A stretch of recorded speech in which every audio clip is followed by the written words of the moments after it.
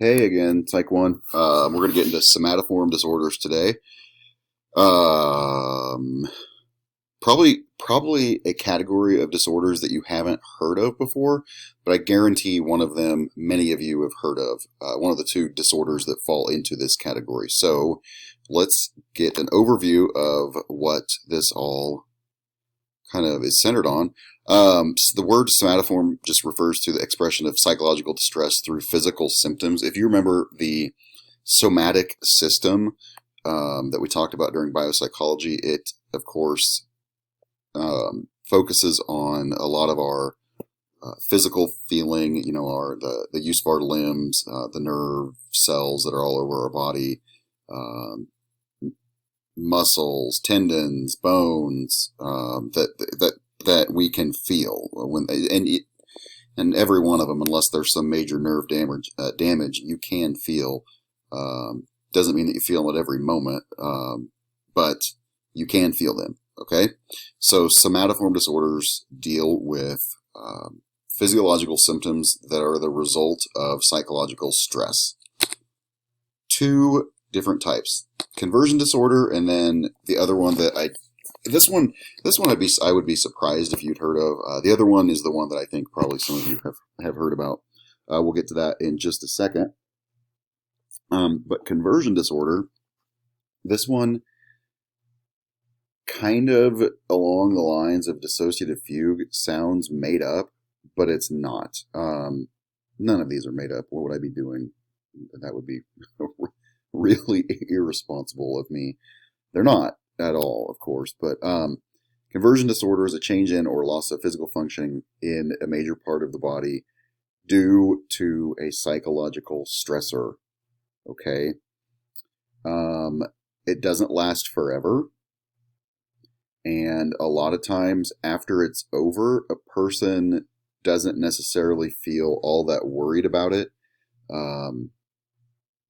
Even though it was probably kind of traumatic to experience the loss of a function of a part of their body. One of my favorite television shows is called This Is Us. I've probably talked about it before.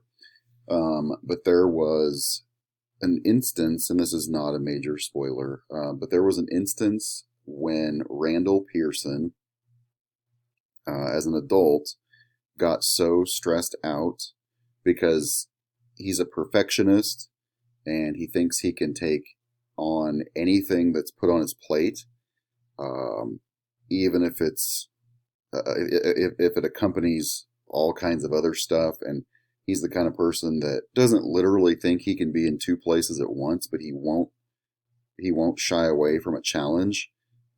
So at one point when and I don't know what all went on because this actually didn't occur in the show. It's referred to as something that previously occurred, but there's an instance where he comes darn close to experiencing this again. He has met his adoptive father, who's not well. He's worried about getting him to a doctor for cancer treatments, and he's got daughters at home, one of whom has a recital of some kind, and the firm that he works at, they're not trying to replace him, but they know he's got a lot going on, so they're bringing in extra reinforcement, and so he's concerned that someone's here to take my job, and he's supposed to go to a recital of his daughters, and the person that is joining his group at work to help with some of the load that he has, they're supposed to take a client out for supper one evening, and of course Randall says, "Yep, I'll be there," and like he just can't. And eventually he kind of has an emotional breakdown. Well, the situation that happened before all that, same kind of thing, a bunch of stuff going on, and he had an emotional breakdown. The how this ties back to conversion disorder is that and I know this is a television show, they wouldn't talk about it if it was completely fictional, a psychological disorder. It's real, it's not common, but he got so stressed out with everything that was on his plate and all the things he was trying to handle that he couldn't see anymore. One day he woke up, he couldn't see, and he just completely broke down and was shaking and just obviously something is wrong if there's no physiological or actual medical reason for your vision to just go away. And again, this is similar to when we talked about certain types of anxiety and dissociation. Or no, it was dissociative amnesia. That's what it was. Excuse me. Dissociative amnesia. If you suffer a brain injury and a doctor scans your brain and says your hippocampus is damaged, well, that's going to explain your memory loss. If you're experiencing dissociative fugue, there's no scan or anything like that a medical doctor can point to something physiologically that was damaged that causes your memory loss. Same kind of thing. Randall's vision, if his optic nerve was severed or if he was hit in the back of the head and his occipital lobe was in bad shape and his vision was then a problem, yeah, sure, that would make sense medically. But conversion disorder, there's no scan or X-ray or anything that's going to allow a doctor to point to it and say that's the reason that your vision isn't working. And after a short period of time, it comes back, whatever it might be. And it's not just vision. I've heard people not with like a leg that fell asleep, but their leg just doesn't work one morning when they wake up. And it comes back. And I'm not trying to gloss over it insensitively or flippantly. But it just does. And it's hard to explain medically, and that's not my intent here. My intent is just to expose you to what this what this disorder is all about. And far-fetched as it may sound, that's the gist of it. Okay, the other of the two somatoform disorders is one that I do think that you've heard of, hypochondria. Okay, this is one that is characterized by someone having an unrealistic preoccupation with thoughts that he or she has a serious disease. Okay, so some of you have participated, many of you at some point in your life, in some sort of athletic activity. I remember when I was in high school, there was a kid that ran cross country when I was a senior, and he was a freshman, and he always, he acted like he was injured and so on and so forth.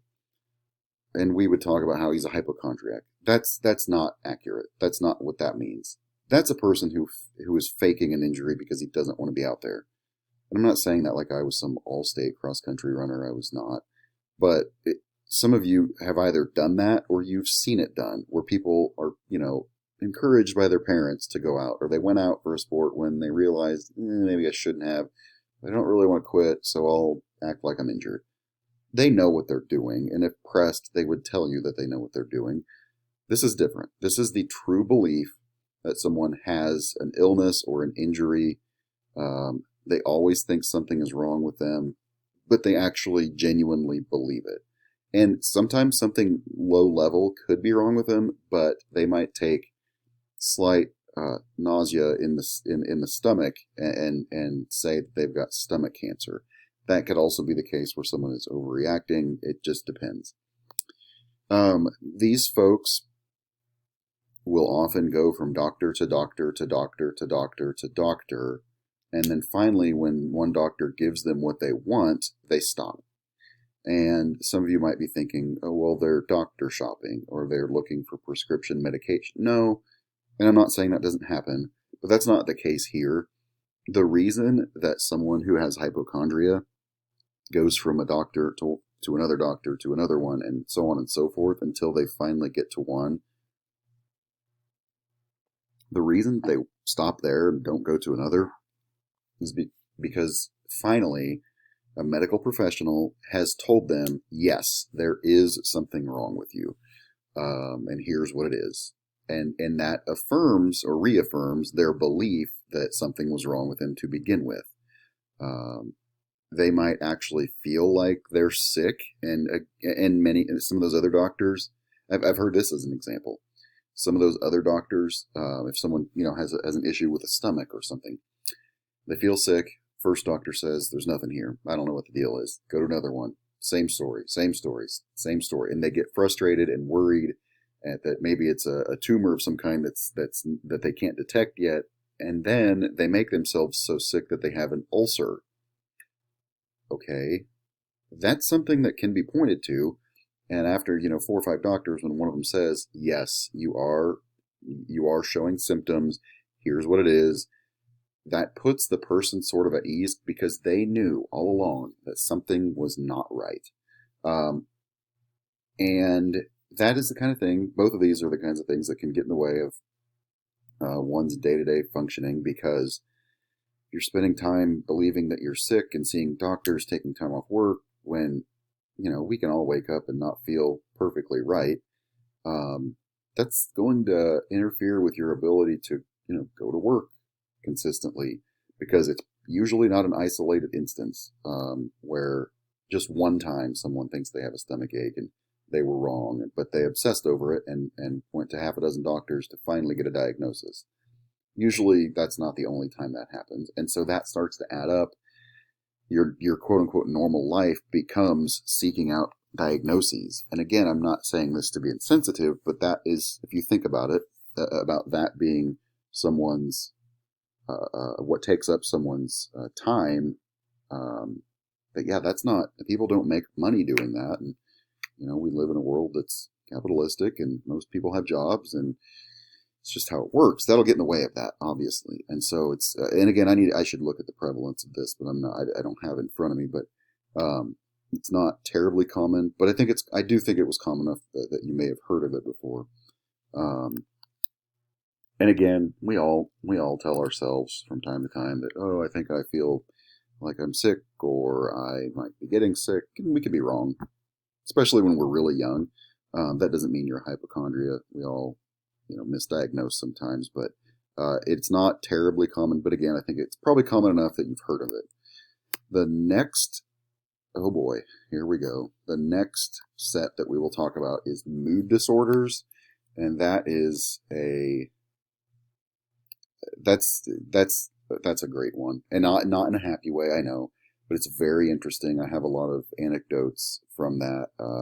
The two that we'll talk about, you've heard a lot of probably before, and so I look forward to getting into that one with you guys next time.